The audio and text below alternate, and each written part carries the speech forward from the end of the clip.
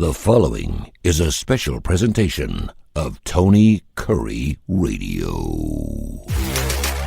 Welcome once again to a fantastic K4Wins. It is Tony Kurre along with my three partners, Kip Keefer, Las Vegas Sun. He's the executive director and editor up there in the upper left-hand corner. Right below him is Gregory, and man's been handicapped his entire life. He knows both sides of the story. He is an expert in the business, and of course, the Birmingham Racecourse. I want to call you the commissioner, but you're the executive director down there, along with the Forge Creek Indians. Kip Keefer joins me, and also, of course, my trusted friend in everything I do when it comes to television. We have a local TV show called ABC 33's Starting Lineup, which airs every Saturday morning if you're in around town, or you go to our YouTube channel. You can check us out. K4Wins.com, K4Wins.com, at K4Winners on the X format. You can also find us, of course, on our own YouTube channel. Just pull up K4Wins on our YouTube channel, and we'll get after it. 46 days to college football, 23 days until the Hall of Fame game between the Lions and the Chargers. And, of course, you can't get here soon enough, my friend. I know it's a crap game, but it's still in Canton. It's still pro football, man. And we are a week out from the All-Star game. We're going to get into some big-time stuff today. But first of all, gentlemen, how are we all doing? Everything good? Good morning. Good morning. Kai, let's start off with you. Give us how we did last week, and then we're going to get into some of our top 5 locks for some playoffs. Go. Hey, also one thing to remember is because we have actually gotten some questions on our email from a couple of different shows, K4Winners@gmail.com. Real easy, real basic, K4Winners@gmail.com. So yesterday, big day, in my opinion, 5-0 yesterday, which took us to 19-12, last week. But the 5-0 day yesterday took us to 575, 304, and 4 this year, and hit our 1,000th win last night since we started this August 1st. Yeah, 1,000 wins, 1,544 and 24. I don't need to mention that with 1,000 wins, do the math times. Say you're a $100 player, you're probably doing pretty good. Yeah, what's the over/under to get to 2,000? How many days? We got to get that done. We got to get that done within a year's time. We got to get 1,000 wins within a 2 years. We have set the standard for ourselves, so let's get that done. Before we get into Major League Baseball, we do want to talk some college football. If you did watch our TV show here locally, Case, Kip, and myself, we came up with our 5 dead stone locks to make the 12-team playoff in college football. Now, I realize there's 12 teams to get in. We have been doing this for a long time.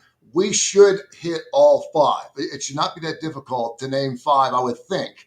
And with that being said, there are several teams, obviously, that would be pretty easy to pick. I know we all like to get outside of ourselves a little bit and pick something a little different. I know the legend on our show, he actually had Miami, had the U, and he also picked Florida as a dead stone lock. It's better to be boring and right than exciting and wrong. I keep telling my son that. Don't go with the heart, go with the head, and it's better to be boring and right than exciting and wrong.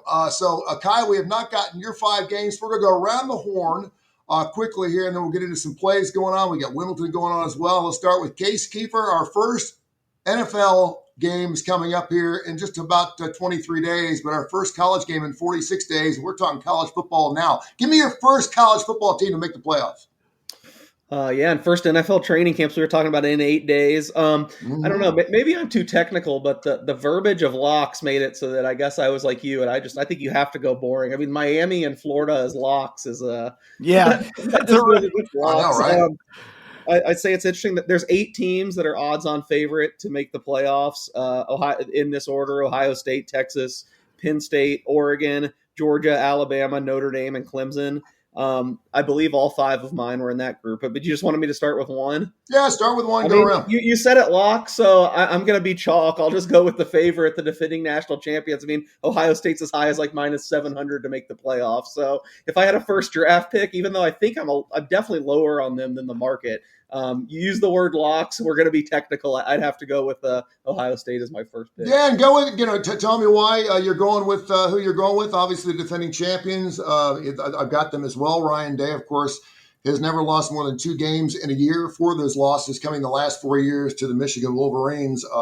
They're the defending champions, and it just goes to show you can lose that big game. They got, of course, that game at the Big House this year. You can lose that game and still win our national title, which is good for Ohio State fans. But I'm looking at quarterback Julian Sayings, and of course you got a Jeremiah Smith out there. The wide receiver came out and said, "We will never lose to Michigan again." I don't know how long he's planning on being at Ohio State, but they got Texas, they got Penn State at home, and again they go to the Big House at the end of the year. So I definitely have to say Ohio State is definitely one of my teams to make the Final Five. Kip, what you got?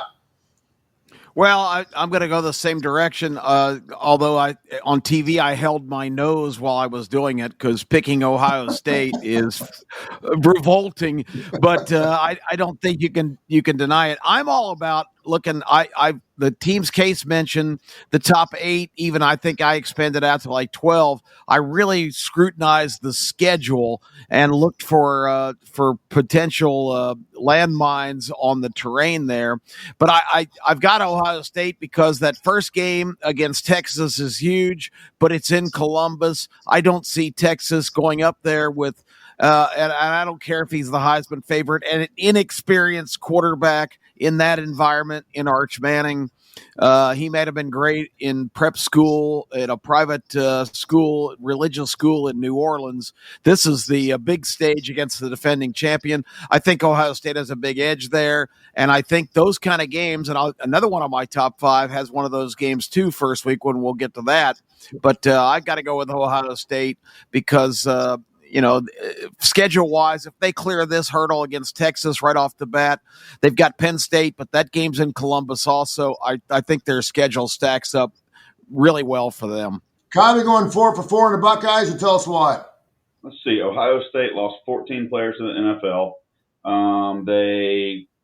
I disagree with people. I'm really iffy, and I'm more siding towards Texas in week 1 right now. Their biggest game are at home. They do go to Michigan.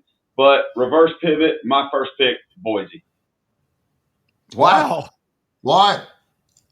The only iffy game I see on their schedules at Notre Dame. I think Notre Dame. Every single one of the rest of their games. All right, there you have it. We've got one right outside the box and a guaranteed lock. Write it down, folks, because we're going to go back and look at these a little bit later on. Give me your second team, Case. On paper, I actually like this team better than Ohio State, but Kip nailed it. The game is at Ohio State, which has to mean something. Also, I basically picked Ohio State as a hedge because obviously I'm betting a lot of this, and I have a lot of futures now. I have zero exposure on Ohio State. Like I said, I think I'm lower on them than the market. Not only did they lose, I think it's like 24 draft picks over the past 2 years. And I'm almost always, you see some decline with that. They lost both coordinators. Chip Kelly's now here with the Raiders, and Jim Knowles is the highest paid assistant in college football history with Penn State. Now they poached him. So I think there are issues with Ohio State. I just think, they still have probably the most expensive roster.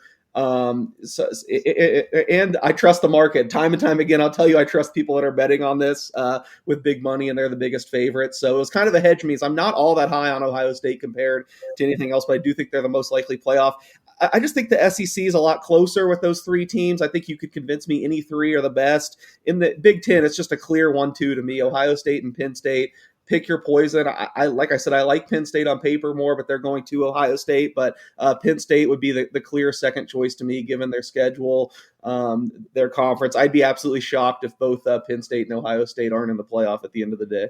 Since we're talking Texas, too, I'm going to go with them. They're absolutely loaded on both sides of the ball. They have just done a fantastic job. And by the way, they lost absolutely no one major to the portal, which means people want to be at Texas. They want to play at Texas. They do have Ohio State and Georgia on the road. They had some red zone issues last year. They missed a lot of tackles. But this football team is just going to be just a juggernaut again. And I know Arch Manning, we don't see a lot of him. He's going to be a sophomore this year. He's got the name behind him, and I just feel like they're going to put him in a position to just be really, really good. But again, Texas is, their defense is just absolutely filthy. And of course, we know defense wins championships. So I'm going to go with those Texas Longhorns. Kip, who's your second team? Well, I might as well, since Texas is on my list as well. I don't like them at Ohio State. I just think that's an awfully tough place to open a season. I do think Case hit on something that I've been really thinking about, though. I think the Chip Kelly defection from Ohio State is going to have major implications, because I'm convinced that when they turned it around after they flop against Michigan last year in the last game, I'm convinced Chip Kelly went to Ryan Day and said, "Look, we got the best players. We gotta play like it." I'm still not sold on Ryan Day. Losing both of those coordinators, Ohio State does have some potential warts, but I just don't see in their schedule a lot of landmines. But I do think Texas, even if they lose the games at Ohio State and at Georgia, the rest of their schedule, all we've done in the SEC this year is flip the conference schedule to different venues, but you play all the same teams you played last year.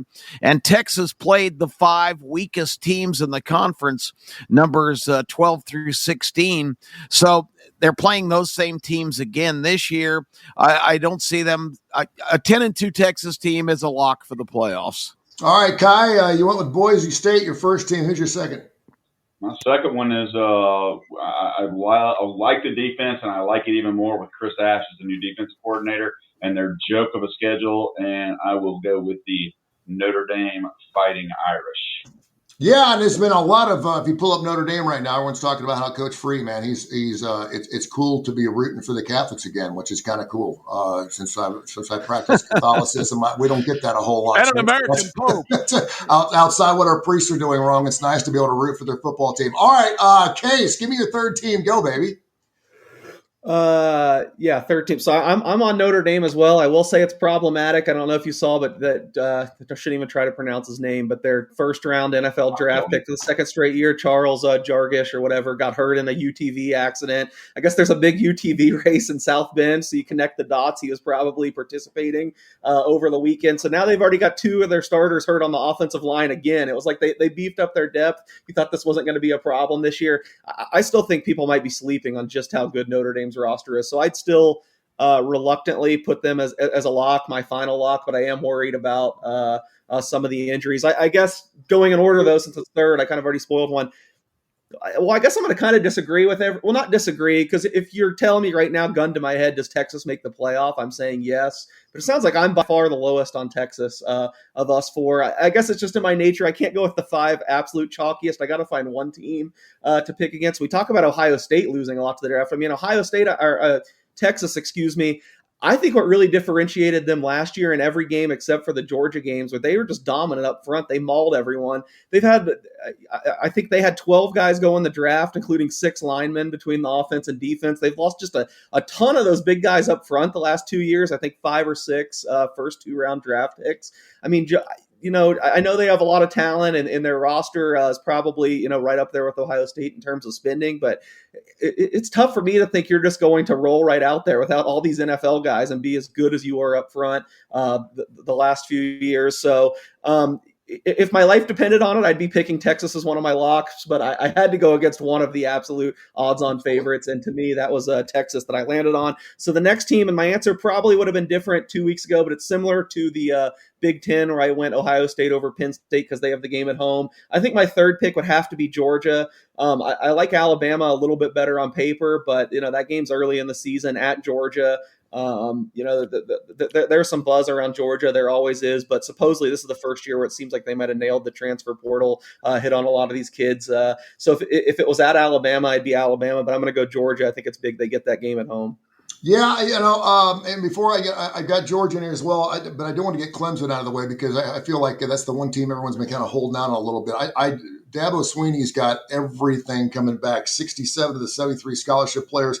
Pro Football Focus has Clemson tops in 6 of its 10 possession groups, which is unheard of. It's never happened before. And Klubnik not only has some great wide receivers, and TJ Moore, this kid is unbelievable. He's 36-6 last year, 36 touchdowns, 6 picks, threw for 3,639 yards, 12th overall in QBR, and he didn't look that good last year. And I'm sitting there looking. I saw him live 3 times, and he was overthrowing guys, yet the guy still had 36 touchdowns and 6 picks. This is his year. They have an easy schedule with LSU and FSU at home. They do go on the road at the end of the year against South Carolina, which I think is going to be just a huge game. But I think Clemson's going to be all back, and I can't believe I'm saying this. I know that Dabo's not a portal guy, but it seems to be working for him this year. They're all buying in. He said, buy the stock while it's down. It is going to be huge this year for the Clemson Tigers. I'm taking the Clemson Tigers. Kip, who you got on your third team?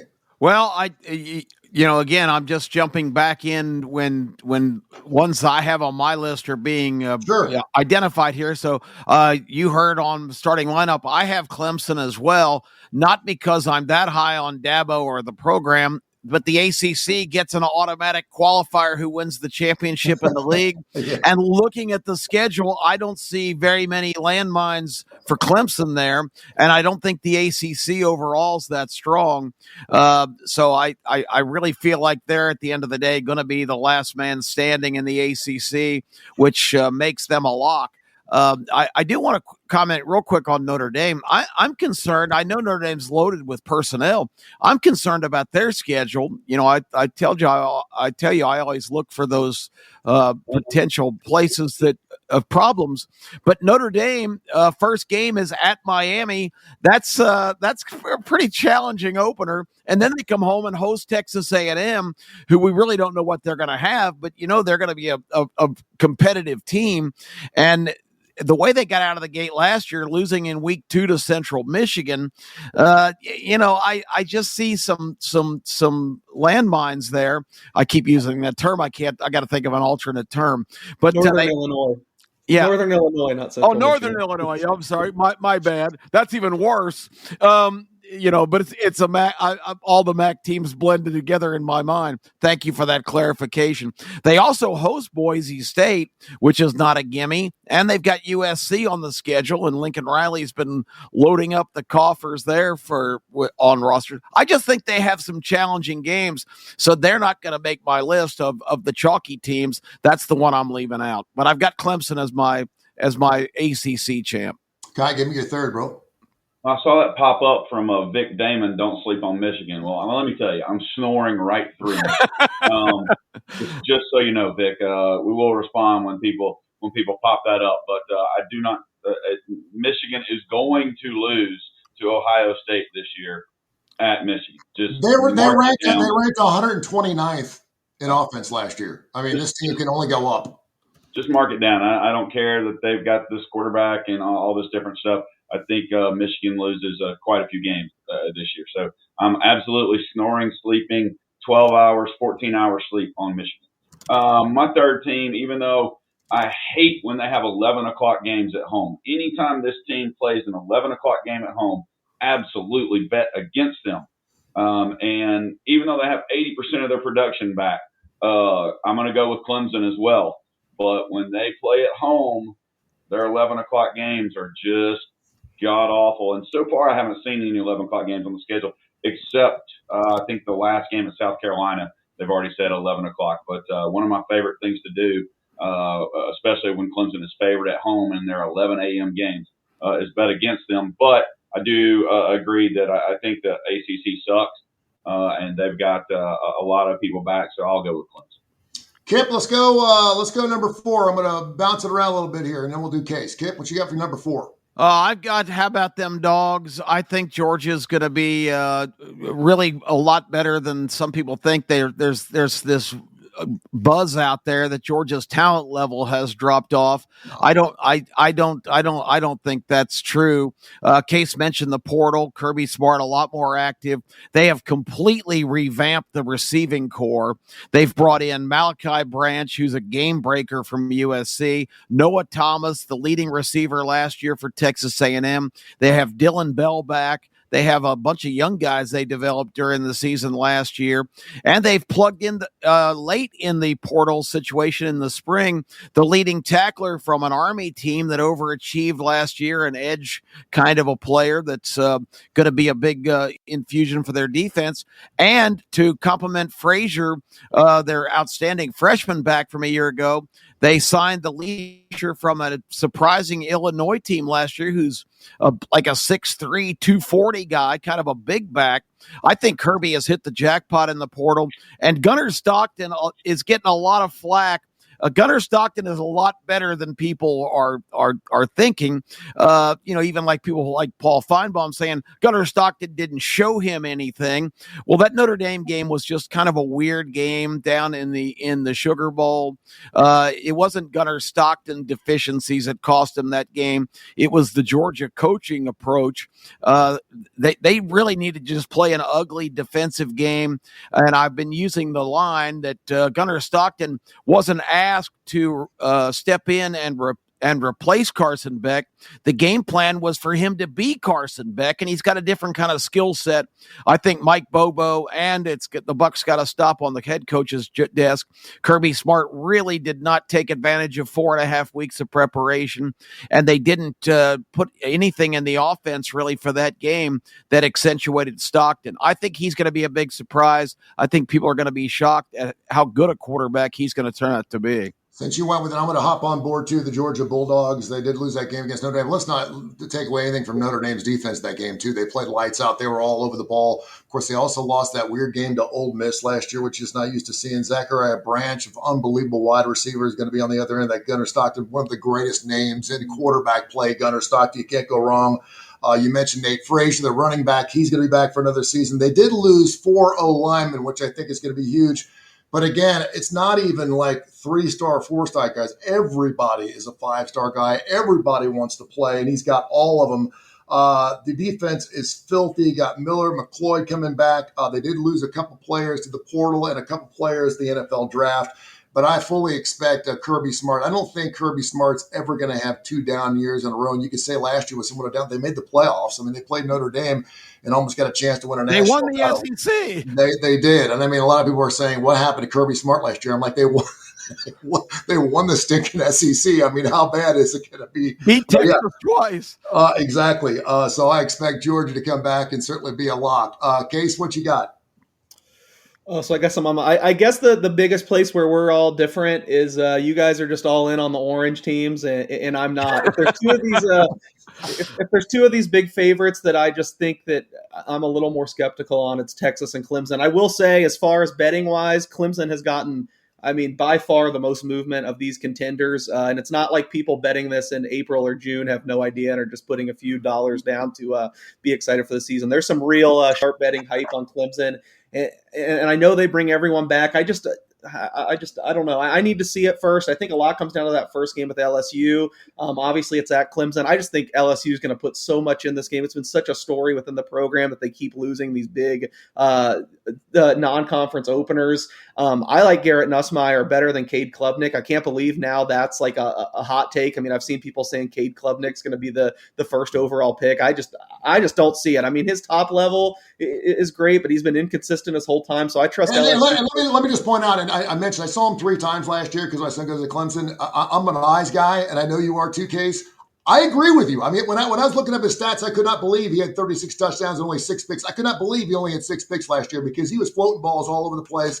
And I'll tell you this, the fan base, he's gotten better every single year, remarkably better. And he was 12th overall in QBR, but you're right. He's getting no respect at all. Go ahead. Yeah, so I mean, I think that maybe he did look good in the last game when they lost to Texas. He led that comeback, so I think maybe it's some recency bias. But I just feel like, I don't know, I still need to see it a little bit more from Cade Klubnik. And I'm not saying the ACC is going to be great or anything, not on the level of the Big Ten or the SEC. But I guess one of my bigger things guiding me through the season, I do think the ACC is going to be a little bit better, and I think Clemson's schedule's a little bit tougher than people are letting on. You just look at their road games. I'm really high on Louisville this year, bringing Miller Moss in. Just seems like one of the best pure talented quarterbacks that Brown's been able to work with. They play at them at the end of the year. That's right before they go to South Carolina, who I'm not high on. I bet under, but I mean, that's a huge rivalry game. You never know there. They go to Georgia Tech, who still has Haynes King. I mean, Georgia Tech pulled some upsets last year, arguably should have beaten Georgia. So I think Clemson's schedule is a little bit tougher than people are letting on. They play SMU again, which obviously that game went down to the very wire. That's at home, but in the ACC championship. They go to North Carolina. I certainly think that it's going to be a sideshow there all year and not great with Bill Belichick. But you never know. There's some upside there. So I think Clemson's schedule a little bit tougher than I've heard people say. I'm just taking a wait and see approach with them. Maybe I'm dead wrong and they roll like the betting market's saying, but I'm going to have to pass on Clemson. So I guess therefore my final team is Alabama. Kind of similar to Georgia and me, and that's a great sales pitch by Kip. I still am I love Georgia, but I'm not sold on Gunnar Stockton. I could be wrong. Maybe he's awesome this year. They do have a whole year to put the scheme more around his strengths, so we'll see. But I'm always drawn to these teams that I feel like have no weaknesses except quarterback, because then they have an upside that if you see something break through. And I think Alabama's an even better example than Georgia. I think Alabama checks every box as far as position groups. I think they're up there absolutely loaded. And then quarterback to me is a little bit of a mystery. We'll see how, assuming Ty Simpson wins, he turns out. But Alabama and Georgia similar to that in me, whereas I don't see any reasons to be worried other than quarterback. And I think at least one of those two guys, Gunnar Stockton or Ty Simpson, I think one of them will really surprise us this year. And personally, I'm a little higher on Simpson, so we'll see. K4Wins. I say K4Wins. That's funny. K4Wins, K4Wins, whatever it is, baby. It's a K. Kai's going to go next. K4Wins.com, K4Winners at K4Winners on X. Make sure you check us out on our YouTube channel, by the way. We want a special thanks to Angel and, of course, the Coastal Sports Network for having us on every single week. We're going to be adding another show coming up on Fridays, I believe at 10 o'clock Central Time, a little bit later on this month, getting ready for college football. Kai, what you got next? Well, Case said great sales pitch. I was going to give the Homer pick of the day award to Kip on his take on Georgia. I do believe that only Bammers could get, more excited about their own team and as disillusioned as well. But y'all just stick with your chalk, and I'll be the contrarian. I like this team. They don't have Ohio State on the schedule. To me, their only iffy game is going to be at Penn State. I think they can win 10, if not 11, and I'll go fourth pick. I'll go with the Oregon Ducks.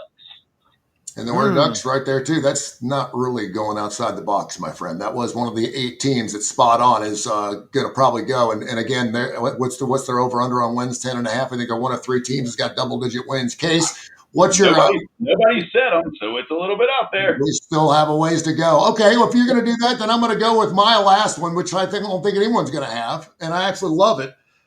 Because you got to be a little different. You have to hang your hand on something. South Carolina has won 8 games. Oh, God, what a waste. 8 games or more, 16 times. We'll see, 16 times in 131 season history. Only twice have they improved in that record when they won 8 wins. Even when Steve Spurrier was there, they only did it twice. Lenore Seller, 18 touchdowns, 7 picks last year. He comes back as a sophomore. I fully expected something that they did not do with him. He ran the football on average of 16 times per ball game, but very rarely did they actually call quarterback runs for him. It was running for his life. He's got the wheels. He can be a dual guy. I expect a lot more design running plays for him. I think South Carolina comes back. They just got the huge commit, Noah Clark, which is going to be unbelievable. Beamer Ball is back, and you look at their schedule, Vandy at home, Missouri at home, Kentucky at home, Oklahoma at home, Alabama at home, Clemson at home. They got to go on the road to LSU in Ole Miss. South Carolina was 1 game away from making the playoffs last year. They're going to be a lot better this year than they were last year. I'm going South Carolina. How about that going balls to walls against you, my friend? South Carolina is my dead balls lick right there, pal. Coming up here to win the playoffs. Kip, what you got? Well, I'm an SEC guy. I don't care who knows it. I don't care who doesn't like it. And again, scrutinizing schedules, I only see 2 possible problems on Alabama's schedule this year. The Tide is at Georgia and at South Carolina. Those are both challenging road games, but the rest of the schedule, pretty cream puff. I can't see Alabama being any worse than 10-2, and that's going to put them in the playoffs. All right, Kai, your 5th and final. I liked how Case brought in the Army transfer for Georgia, and but their leading running back is going to replace Cam Skidaboo. So I didn't want to go. I mean, it could be really easy to pick Ohio State and Georgia and Texas and all that. But I'm going to go out to somebody, although week 1 against K-State, and I really like Kansas this year, I'm going to go with the Arizona State Sun Devils again as my 5th and final pick. So suck your South Carolina cock. There you Gamecock, I'm go. sorry. And write those down, and we'll see how far we get in the season before we can start marking up the losers. I think And with start 12 teams, chastising each other for our bad picks. yeah, maybe South Carolina and Arizona State could play for the national title. That'd be fun. We got 46 days away to college football. K4Wins.com, K4Wins.com on X at K4Winners. You can also check us out on our YouTube channel, which, by the way, is live right now. And, of course, the show is going to be live. It's live every Tuesday morning, 10 o'clock Central Time. And we're going to add another show coming up on Fridays because one show a week just isn't enough. We're obviously giving out a lot of picks. And during the college football season, we will have those picks coming up, early picks and futures on Tuesdays, on Fridays. We'll get balls to walls on our picks for the big weekend. It's going to be unbelievable. Let's get into some Major League Baseball. We got some interesting things going on right now. Did I see the Toronto Blue Jays actually leading their division? They are 9-1 their last 10 games. You got Toronto, Detroit, Houston, and of course you got Philadelphia, Chicago Cubs, and the LA Dodgers leading in the National League. When you're talking wild cards, Yanks, Rays, Mariners right now making the playoffs. And then, of course, you got the Mets, the Brewers, and the Giants picking up 3 spots in Major League Baseball. Kyle, I'll start with you because I know you're a big MLB guy. Anything interesting going on here? We're a week out from the All-Star break. And normally, you kind of have an idea of what everything's kind of looking like. Really no major surprises, I don't think. I don't think a lot of people had Toronto certainly leading the league.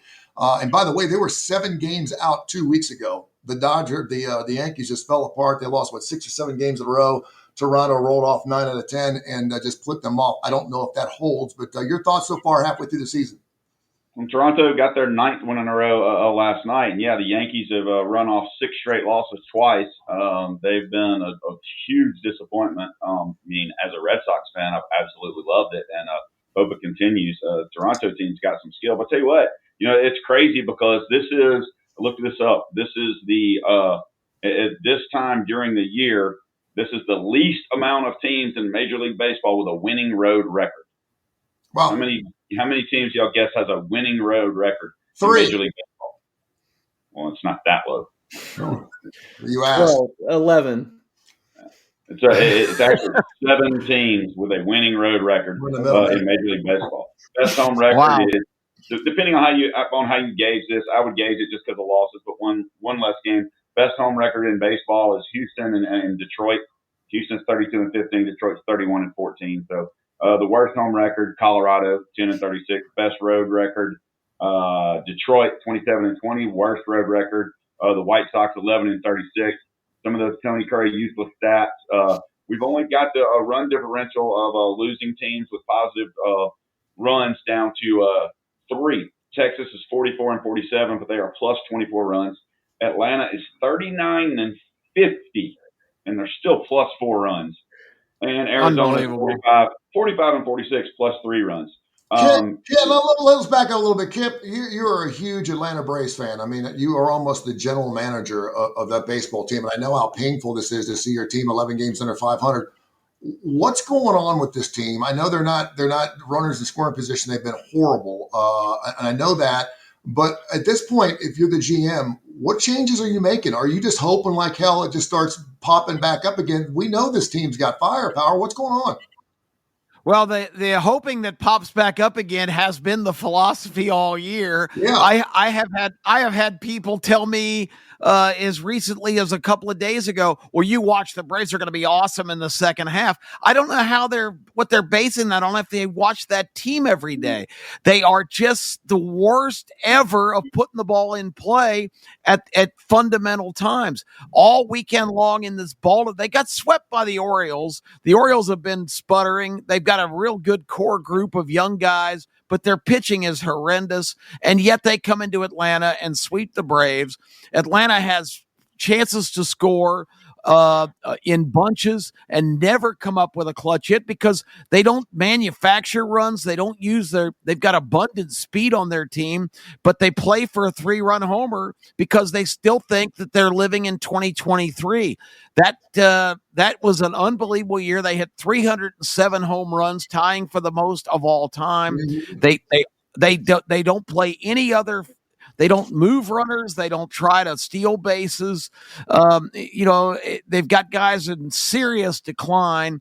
Amazing the 2 years the Braves got out of Marcell Ozuna, but he is done. He's only hit one home run in like the last 20 some odd games. He's just an automatic out right now. He's in the 230s average wise. Ozzie Albies, who was a phenomenal young player in his early 20s. He's like the guy in high school that's fully mature when he's in 10th grade and gets to the point now where he's done. He's 28 years old and he's done. He plays like an old man. So the team is really a disaster. It's Austin Riley has got a lot of ability, but he strikes out all the time. Matt Olson just was named to the All-Star team. I've been a detractor of his, but he's really been the only guy with a pulse lately. Even Acuna's getting the Braves cancer. He had a horrible homestand, only had 2 hits, I think, in the 9 games. They went 2-7 on their crucial 9-game homestand. They are done. The Braves are a disaster. And people are saying, well, they need to be sellers. Who are they going to sell? Who wants anybody on the Braves? They've got too many good-looking pieces, though. Seriously. I mean, I mentioned to you on our other show about Acuna Jr. Some people were talking about perhaps him going on the block. There's too many good pieces. And this feels like, and I don't know, maybe I'm totally wrong here. This feels like if you move some guys out of Atlanta, all of a sudden they find their bats. I don't know why I feel that way. We've seen that happen with managers. Something tells me that something's going on in the locker room or something. Something just doesn't feel right with this Brave squad. I don't know what it is, but it feels like they move out. Maybe they find themselves. Well, Snitker is just an organization guy. He's always been the guy who pats everybody on the back and say, that's okay, we'll get them tomorrow. I think Brian Snitker is a great organization guy, but it's time to give him a ceremonial job upstairs. They need somebody fiery that's going to demand performance from players, and Brian Snitker is just not the guy. All right, to continue, Kai, a little bit. I'm sitting here looking at, and I just want to throw a couple teams out because you threw these out before we started the show. And I know, Kip, you had some ideas too. So I want to get both your thoughts in case, certainly chime in as well. But some teams that perhaps are doing really, really well, do they have staying power? And I'm just going to throw a couple teams out there. Obviously, your Bo Sox are sitting there 2 games over 500. They're going to be in the mix. The Tampa Bay Rays right now are in the playoffs, which I think would be surprising to some folks. The Twins are playing really well despite they're under 500. They're right there. Minnesota Mariners, they're also, or should I say the Seattle Mariners, they're also in the playoffs. They're 6 games over 500. Any other teams that the Milwaukee Brewers are playing well, but I think a lot of people expected that. I did not expect the St. Louis Cardinals to have the kind of season they're having because they're usually a second-half team. They're 5 games over 500. And they're my Reds. I had the over 78.5 wins in that game just because of Terry Francona. I think he's good for 15 wins just by himself. I think he brings that energy into a locker room wherever he's gone. He's been successful. But Kai, anything that has been sounding surprising you? Do you see any team that perhaps is around that 500 mark that can actually make a run late in the second half? I think we've got an interesting last week before the All-Star break. Boston is getting their groove on because they're playing Colorado. But then they finish up right before the All-Star break with Tampa Bay. The Yankees and Mariners are playing right now, and then the Yankees have the Cubs. I am really, really high on this Detroit team. I love their pitching. I like the way they play. I really am. I think Houston is one of those teams that is going to fall off a little bit. I don't think that they have the sustained pitching, especially their bullpen, to keep it up. I know some people might disagree with that, but that's fine. Seattle, how much longer can Cal carry them? I don't know that he's going to end with 85 home runs, which is probably what he's going to have to get them going. And I think the Yankees pitching situation is, and then I don't know what Brett Boone's doing because the Yankees have the talent to be much better than they are. And they're healthy right now too. Yeah, and they're just not doing much of anything. I'm going to be real interested over the All-Star break to be able to take a second and look and see where everybody is like that, and then also to see how much money the Yankees go and spend on somebody to try to get back where they think they should be. That's going to happen. Yeah, everyone was talking about Soto, and all the Yankees fans were like, "Why didn't we get up Soto?" I'm like, "Good Lord Almighty!" I mean, they got a guy who's got 33 bombs and 76 ribbies at the half, and of course, Judge. We still got a week to go. You brought in Giancarlo, who's been banged up. It seems like every single day he's been with they got the bats, and I mean, obviously, you bring in Soto, you'd have another big bat. But Case, what's your thoughts? I don't think the Yankees are just kind of going through a midsummer kind of thing. I know to lose 6 games in a row is certainly not what they want to see, and particularly to do it to the Mets, that certainly doesn't help. But I fully expect the Yankees to be there at the end. And then, of course, you were talking about the Houston Astros. They just swept the Dodgers. What you got, Case? Yeah, I think the Yankees you find as high as like plus 125 to win the division right now. It's not something I bet, but it's certainly something I'm thinking about. Not necessarily. I still think they're the best team despite the slump. I don't fully buy this Blue Jays come on. I know they won by a lot last night against the White Sox, but I think that Angels series before that, I know as someone who I bet the Angels every game, or at least 2 of them. They won every game by 1 run in just miraculous fashion. I mean, the Blue Jays are just on like the heaters of all heaters. I got to think that's going to peter out. And then who knows, maybe the Rays or even the Red Sox, who's pitching, I'm down on. Maybe one of them get hot and catches. I still think you could conceivably convince me 4 teams win the AL East, but I'd have to lean Yankees long term. I just think all the metrics are there. They kill the ball. They've had some weird, hot and cold streaks. I still probably think it's ultimately the Yankees. I got to say though that we're burying the lead here. It's coming down to the wire. This all-star bet between Kai and I. What did I have? It was 4.5 division. I think Kai, you took the under. I think right now we're at 5. Toronto's the only one that's passed. So the NL East, it might come down to that. I think that the Phillies got a 1-game lead. Yeah, what was the bet again? Refresh everyone's memory. I don't know if I'm wording it the best, but I think I said that I think it was over under 4.5 division leaders would be the same. And this was about a month ago. Yeah. It was about a month ago. And right now we're sitting there at 5. Which I thought was a really good line. I didn't have a strong case either way, over or under, but Kai was adamant that there would be more. And it's coming down to the wire. I do think it's going to be the NL East that decides it. I think in Kip's whole Braves thing, I don't disagree with a lot of it, but I think the biggest thing is I think the Braves might have been about to make a run with this rotation they had built, and now Sale and Schwellenbach. Yeah, that's terrible. That's why I think they're done. I mean, those guys are unbelievable. Sale won the Cy Young last year and arguably was better this year. Unhittable. Schwellenbach is the most promising young pitcher in baseball, arguably. Strider's unbelievable. They still have him, but I just think, with the depth of all 5 of those guys, with that gone, and I haven't been a Snicker guy all year. I think they should get rid of him too.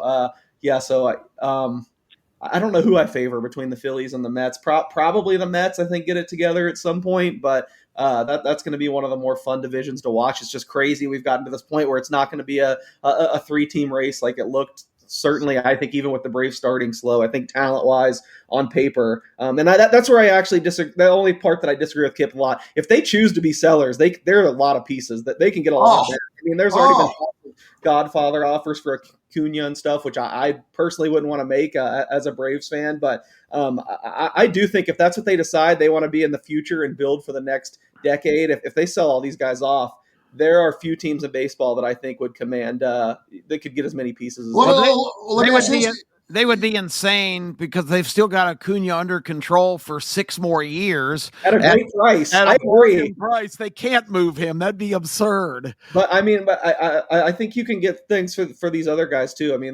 This is still a really talented team, which is why it's so frustrating that they're so bad. But I don't know. Any hope for them turning around for me went out the door with Sale and Schwellenbach out. Yeah, that was a disaster. It's really hard from a gambling standpoint, too, because on paper, you keep looking at this team and you're just waiting for them to get hot. And I know a couple of days ago, Kip, you had them minus $1.80. I forget who they had on the mail. Maybe it was Sale, but and I'm sitting there going, this team, and they end up losing again. And I'm thinking to myself, I don't take a minus $1.80 game lightly by any stretch because you're losing 2-1 on your money. But it's just like you keep looking at this team, you're like, when's it going to happen? And we've seen this in the past. And normally when you're sitting there waiting for something like that, we see it in college football all the time. It usually doesn't happen. It just doesn't happen. It's just not there. Yeah, that's for sure. So they're they're a dumpster fire right now, and I'm not optimistic that they're on the road to close out the first half. They're going to be in a deeper hole. They're playing the A's for 3 games in Sacramento, and then going to St. Louis. Coming off that 2-7 homestand, I just don't think there's much hope for them. I'm intrigued though. I guess. Would love to hear everybody's response. All year, it's been just assumed that it's Yankees, Dodgers, but so a lot of these teams you mentioned, I really would like to. I don't know if there's such a bet, but there's probably 8 or 10 teams that I think are in position that if they get hot in the second half. I don't think the presumption that Yankees Dodgers is very safe right now. I know the Dodgers still have great personnel, but their pitching is a disaster from the injury standpoint, and the Yankees pitching is just bad. So, and the Yankees are not scoring a lot of runs either with that lineup. So I don't know. I think maybe a good way to look if you're looking to bet the second half in baseball is to start looking at some of these teams that are sort of on the horizon. Kai's Red Sox, when I watch their series in Atlanta, they are so young, and these guys are just going to continue to get better. Those are dangerous teams to me in the second half, and I am intrigued by Detroit because personnel wise and performance wise, they have been arguably right with the top 2 teams, and maybe the Tigers are a legitimate contender. So they're 14 games up on Kansas City. Kansas City's having a pretty decent year. I mean, it's only 4 games under, but they're 24 games over 500. Detroit is. That's unbelievable. Yeah, Detroit's incredible. When you look at their last 10, anytime you look at it, it's 6-4, 7-3, 7-3, 6-4, and that's just the way it goes. Detroit has just been very consistent, and I mean, they have one of the best pitchers in baseball, and their rotation, their mid-level pitching for the bullpen and their closers are just doing really well. They don't go give a lot of games away like other teams do.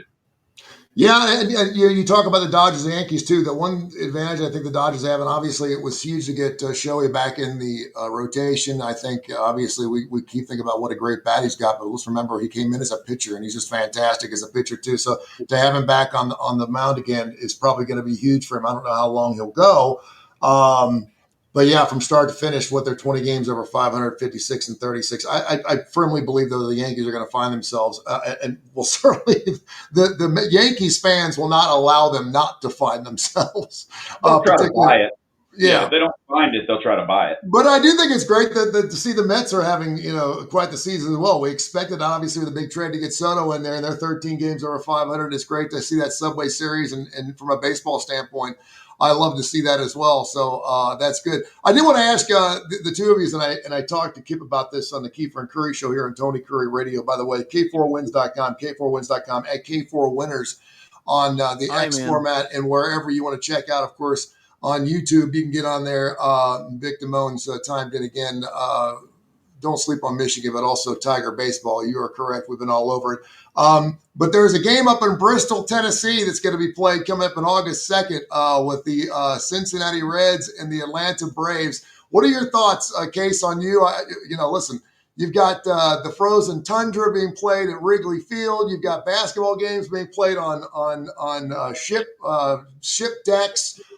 We've got games being played. I forget what the game was played up at Northwestern. I like seeing games. I'm not crazy about NASCAR in the Coliseum. I think it's too small. But are you into this Bristol thing, the MLB at the Motor Speedway?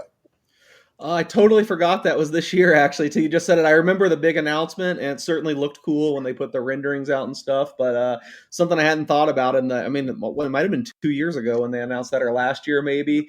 So yeah, that'll be cool to watch. It's too bad the Braves and the Reds aren't better. I guess the Reds still have a chance. I mean, the whole NL Central's just turned out to be better than people expected. Maybe they can make a run. Like I said, we've kind of already written the Braves obituary this year, but yeah, it seems like the perfect two teams for that location, and it'll certainly look cool. I'm not going to commit to watching the whole game, but I'll tune in for a little bit and see what it looks like. I didn't realize too, the Bristol Motor Speedway is the 8th largest building for sports in the world. And you think of that, Bristol as a motor speedway and obviously a short track, right? And I've been there several times. That place holds 185,000 people. You can put a baseball field in the infield. That's how big that thing is. And that's where that baseball field's going, Kai. Should be a lot of fun to watch. I mean, I remember when Tennessee played there, and they showed a rendering of Neyland actually fitting inside of Bristol. Mm-hmm. Sure, it's amazing. Isn't it crazy? Because I saw the ticket prices, and we contemplated going. I mean, because it was historic, yada yada.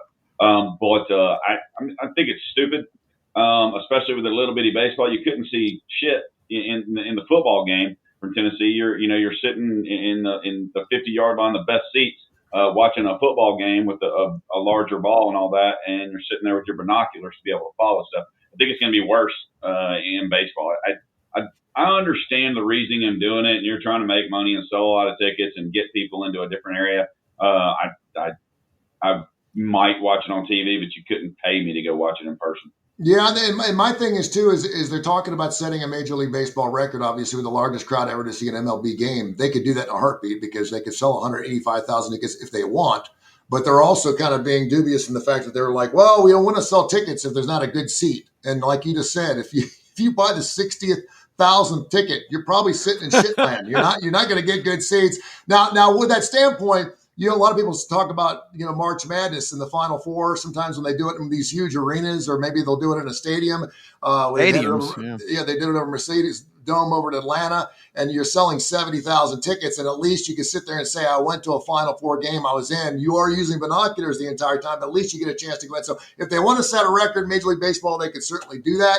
But yeah, I don't know. I think it's neat when they do that, but for some reason, I'm not a short track guy. I like the fact that we're trying to put square pegs in round holes in all kinds of different sports. I think it makes it fun for the fan, and it gives you an opportunity to do something that's never been done before. And I'd certainly like to see another Major League Baseball game at Rickwood. Now that they put some more money into that thing, they obviously had Major League Baseball put a ton of money into that thing. It'd be a shame if we don't have Field of Dreams or something like that, a game there every single season. I think that'd be wonderful, particularly in the side of Townsend. People are like, where the hell am I?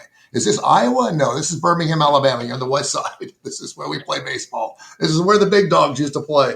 All right, guys, anything else that you want to add before the show? And by the way, we do the show every Tuesday morning at 10 o'clock. We're working with Coastal Sports Network to add a second show because one's just not enough. So we're working on doing something perhaps 10 o'clock Central Time on Fridays, right before the weekend gets underway. We're going to try to make that happen. So we'll let you know. Of course, you can follow us at K4Winners on Twitter, also known as X. Now check that out at K4Wins.com, K4Wins.com. Any last thoughts, Kip? I'll just ask Case, who's going to win the British Open? Scotty Scheffler?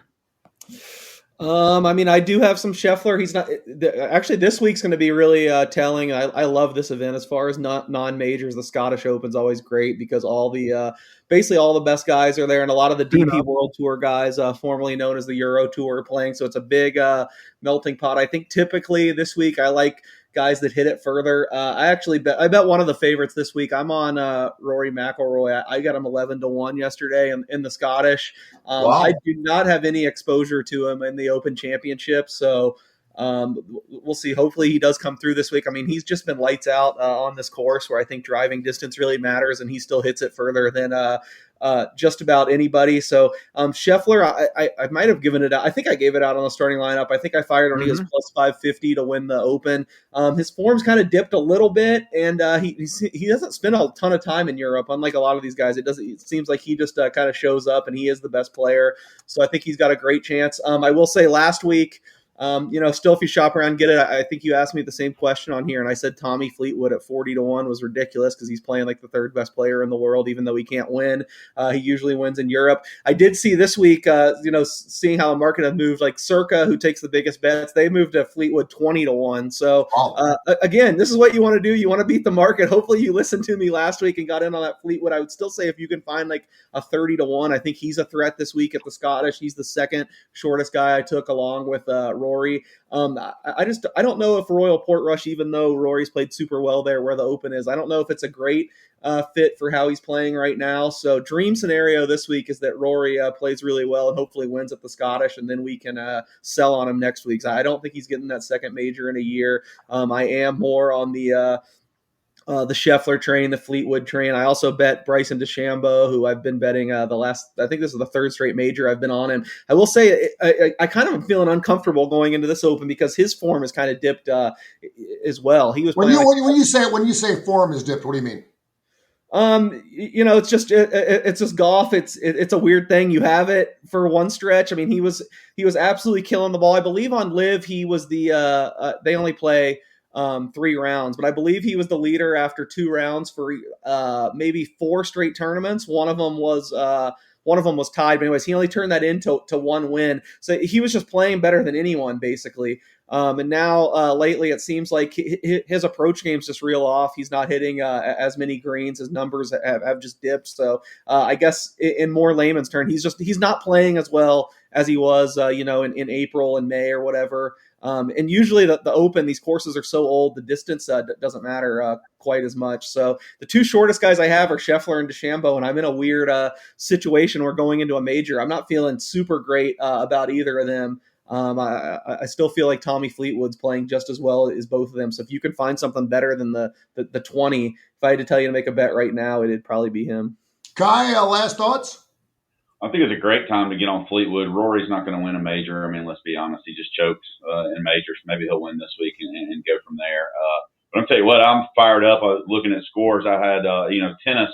We hadn't really talked about a lot, but we've posted some things. And the American, my boy Fritz, is the 5 seed, has come in. He's in the semifinals. Unfortunately, he's probably going to face Alcaraz, which, good grief, that's rough. But then if he beats him, then I'll have to go through Skinner in the finals, it looks like. But I have him reaching the semifinals, and I have him in the finals, and I have him to win. All of this plus money, getting to the semifinals was even plus for him. So I really love that. Just watch Sabalenka, come back and win. But I don't know why I like Swiatek in the bottom of that draw, even as the 8 seed coming up. If she can get it done today, there's an opportunity. But really excited for seeing when we do get to 2 shows, but seeing this and. I'm going to have to go throw some golf bets and that Case talked about because he's way better at that than me.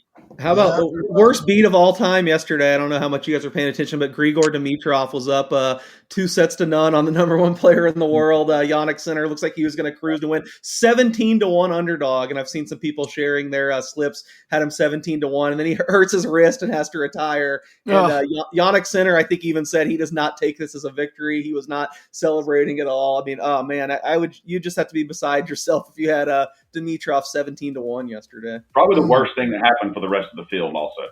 Oh, yeah, for sure. Yeah, you're right.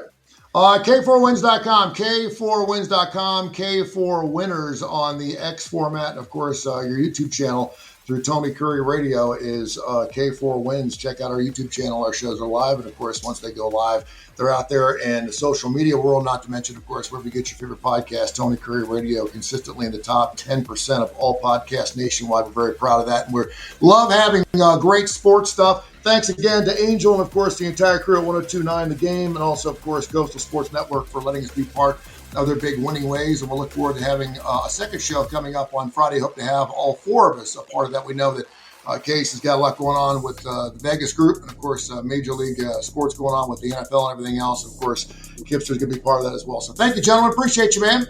All right. This has been a special presentation of Tony Kurre Radio.